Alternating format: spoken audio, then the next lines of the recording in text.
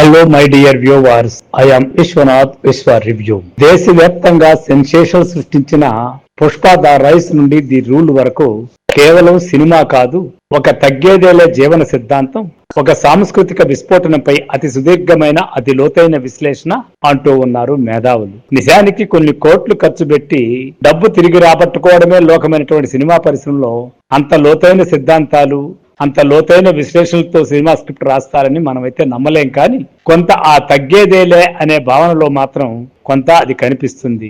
ఆ క్యారెక్టర్ పుష్ప మొదటి నుంచి చివరి వరకు కూడా ఒక అనాథగా ఉండి తగ్గేదేలే అనే స్థాయికి వెళ్లి పెద్ద పెద్ద స్మగ్లర్ని, పెద్ద పెద్ద నాయకుల్ని గడగడలాడిచ్చాడంటే బహుశా ఆ సిద్ధాంతం పుష్ప సుకుమార్ కూడా తెలియకుండా అందులో ఇమిడ్చాడేమో మనకు తెలియదు. ఆయన అలాగే ఊహించుకొని ఒక ఆయన పెట్టినటువంటి విశ్లేషణను ఇప్పుడు వీడియో కథనం చేస్తున్నాం.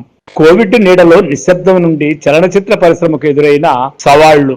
2021 డిసెంబర్ మాసం నాటి ఆ చలికాలంలో భారతీయ చలనచిత్ర పరిశ్రమ చరిత్రలో ఒక అసాధారణ అధ్యాయానికి సాక్ష్యం. ప్రపంచాన్ని చుట్టుముట్టిన కోవిడ్-19 మహమ్మారి కేవలం ఆరోగ్యాన్ని మాత్రమే కాదు, మనుషుల సామూహిక వినోద అనుభవాన్ని కూడా తీవ్రంగా దెబ్బతీసింది. థియేటర్లకు వెళ్లడం అనేది ఒకప్పుడు నిత్య కృత్యం కాగా, ఆ రోజుల్లో అది ఒక అదృష్టంగా, ఆరోగ్యవంతమైన సవాలుగా పరిగణించబడింది. పెద్ద స్క్రీన్ అనుభవం దాని నిర్వచనం కోసం తీవ్రమైన పరీక్షను ఎదుర్కొంది. ఇంట్లో కూర్చొని ఓటీటీలో కంటెంట్ ని చూసే సౌలభ్యానికి థియేటర్ కు వచ్చి చూసే కంటెంట్ కి మధ్య తేడా ఏంటి అనే ప్రశ్న ప్రతి సినీ నిర్మాతని కలవరపరిచింది. సినిమాను సమూహంలో చూడాల్సిన అవసరం ఏంటి అనే సందేహం సామాన్య ప్రేక్షకుడి గుండెల్లోనూ మొదలవుతున్న వేళ అది. అదే సమయంలో పాన్ ఇండియా అనే పదం సినీ జగత్తులో ఒక కొత్త ఊత పదం మాత్రమే. దీనికి ఒక స్పష్టమైన నిర్వచనం లేదు. కేవలం కొన్ని ఉత్తరాది సినిమాలు దక్షిణాదిని విడుదలవడం, కొన్ని దక్షిణాది కథ దేశ సరిహద్దులను దాటి యావత్ ప్రపంచాన్ని తన స్టైల్తో శాసిస్తుందని ఆ తొలి రోజుల్లో ఎవరూ కలలో కూడా ఊహించలేదు. పుష్ప ద రైస్ ఎర్రని కలప నుండి ఎర్రని అల వరకు సుదీర్ఘమైన నిశ్శబ్దపు నీడను ఛేదిస్తూ ఒక ఊహకు అందని విధంగా ఒక ఎర్రని అల మొదలైంది. చిత్తూరు అడవుల నేపథ్యంలో ఎర్రచందనం దొంగల అక్రమ రవాణా అనే ఒక ముడి సరుకుతో ఇంతటి విధ్వంసము, ఇంతటి సాంస్కృతిక సంచలనము సృష్టిస్తుందని ఎవరూ అంచనా వేయలేదు. దర్శకుడు రచయిత సుకుమార్ కలం నుండి అల్లు అర్జున్ అనే ఒక మాస్ హీరో శరీర భాషలోకి, దేవిశ్రీ ప్రసాద్ సంగీత దర్శకుడి బీట్స్ లోకి, సినిమాటోగ్రాఫర్ స్టాన్ క్యూబా బోజెక్ లెన్స్ లోకి ఆ కథ ప్రవేశించింది. ఆ కథే Pushpa the rice. Pushpa the rice cinema విడుదలైన తర్వాత అది కేవలం ఒక సినిమాగా మిగలలేదు. అది ఒక అగ్ని పర్వతంలా విస్ఫోటనం చెందింది. పుష్పరాజు నడక ఒక అంతర్జాతీయ భాష. చిత్తూరు యాసలో ఎటువంటి అడ్డు ఆపు లేకుండా భుజం కిందకి పెట్టి చేతిని ముక్కు కింద పెట్టుకుని ఒక కూలీ నడిచి వస్తుంటే ఆ నడక, ఆ శబ్దం కేవలం థియేటర్ల డాల్బీ సౌండ్ కు మాత్రమే పరిమితం కాలేదు. అది కాశ్మీర్ పర్వతాల నుండి కన్యాకుమారి సముద్ర తీరం వరకు, గుజరాత్ మైదానాల నుండి నాగాలాండ్ కొండల వరకు దేశమంతటా ఒక సునామీలా విస్తరించింది. జాతీయ రాజకీయ నాయకులు తమ ప్రసంగాలలో ఈ సినిమా డైలాగ్స్ ను ఉపయోగించడం చూశాం. అంతర్జాతీయ క్రికెటర్లు మైదానంలో వికెట్ తీసిన తర్వాత తగ్గేదేలే అనే హావభావంతో పండగ చేసుకున్నారు.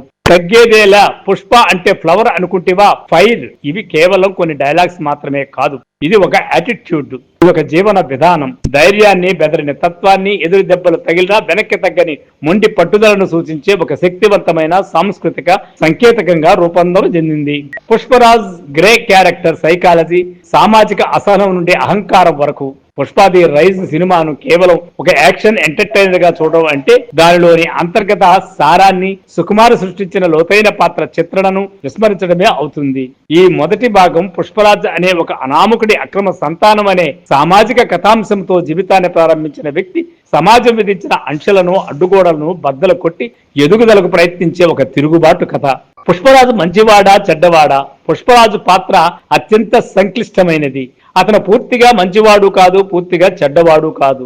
అతని గ్రే క్యారెక్టర్ వర్గానికి చెందినవాడు. అతని నేరపూరిత ప్రవృత్తి, అతని వ్యక్తిగత గౌరవము, సామాజిక గుర్తింపు కోసం పడే తపన నుండే మొదలవుతుంది ఆ పుష్ప కథ. అతని వెనుకబడిన సామాజిక నేపథ్యము, అతను అక్రమ సంతానం అని పిలువబడటము అతన్ని నిరంతరం వేధిస్తూ ఉంటాయి. డబ్బు, అధికారం కోసం కాదు, తన తల్లి కళ్ళలో గర్వం చూడటం కోసం, తనను చిన్నచూపు చూసిన సమాజం ముందు తలెత్తుకు నిలబడటం కోసం అతను అక్రమ మార్గాన్ని ఎంచుకుంటాడు.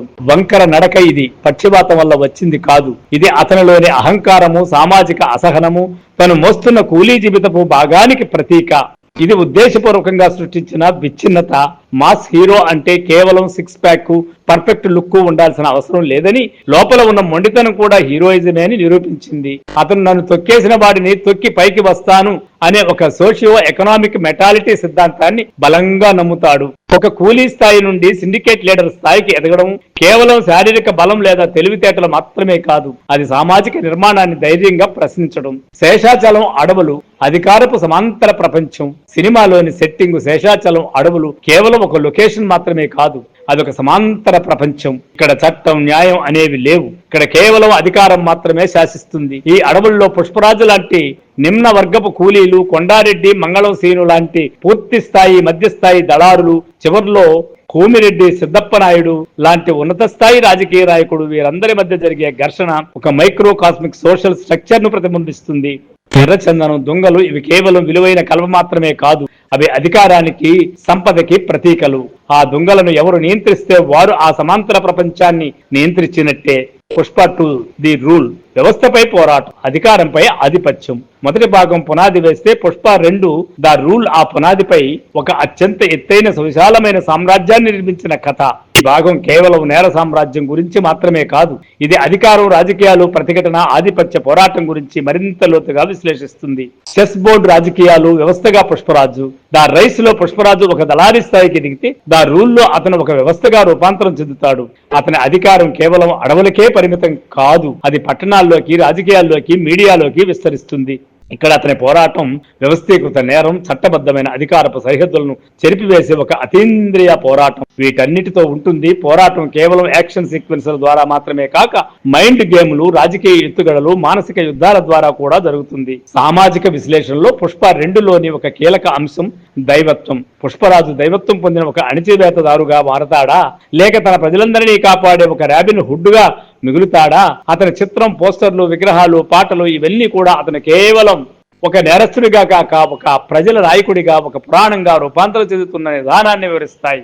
ఒక సామాన్యమైన నేరస్తుడిని ప్రజలు తమ నాయకుడిగా, దేవుడిగా కొలవడం అనేది సమాజంలో ఉన్న చట్టబద్ధమైన వ్యవస్థపై వారికి ఎంత నమ్మకం లేదో దానిని ప్రశ్నించేంత శక్తివంతమైన సామాజిక విశ్లేషణ.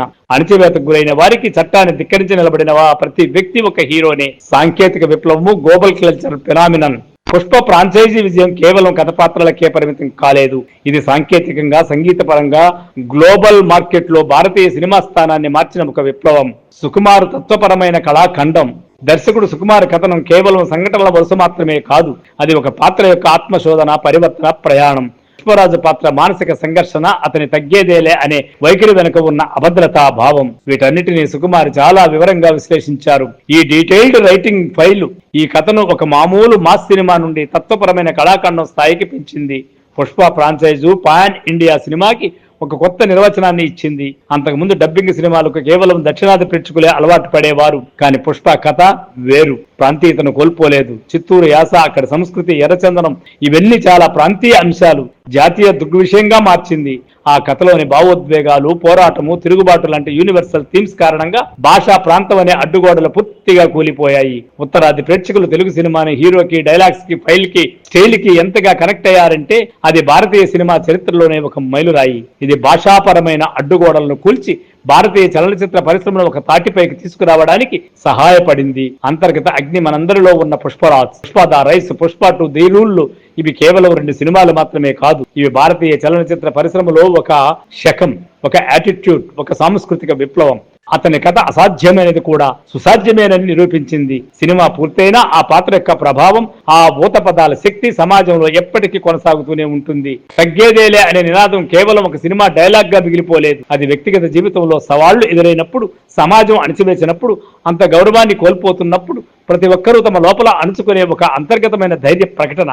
ఇలా చెప్పుకుంటూ పోతే Pushpa Raju, Pushpa the rule, Pushpa the rise అనిశ్చితంగా, అవిశ్రాంతిగా, అనాలోచితంగా ఎంతవరకైనా ఆలోచిస్తూ కూడా మాట్లాడుకుంటూ వెళ్ళిపోవచ్చు. ఇదొక కావ్యంగా, ఇదొక విశ్లేషణగా, ఇదొక సినిమా కళాఖండంగా కూడా రూపాంతరం చెందవచ్చు. ఎంత కమర్షియల్ సినిమా అయినా కూడా అందులో ఉండే అంశాలు మాత్రం నిజంగా తెలుగు సినిమాని అంతర్జాతీయ స్థాయికి తీసుకొచ్చినటువంటి ఒక పెద్ద మైలురాయని చెప్పవచ్చు. సో ఫ్రెండ్స్, ఈ కథనం కానీ మీకు నచ్చినట్లయితే మా విశ్వ రివ్యూ ఛానల్ ని సబ్స్క్రైబ్ చేయండి, షేర్ చేయండి, లైక్ చేయండి. Thank you. I am Vishwanath.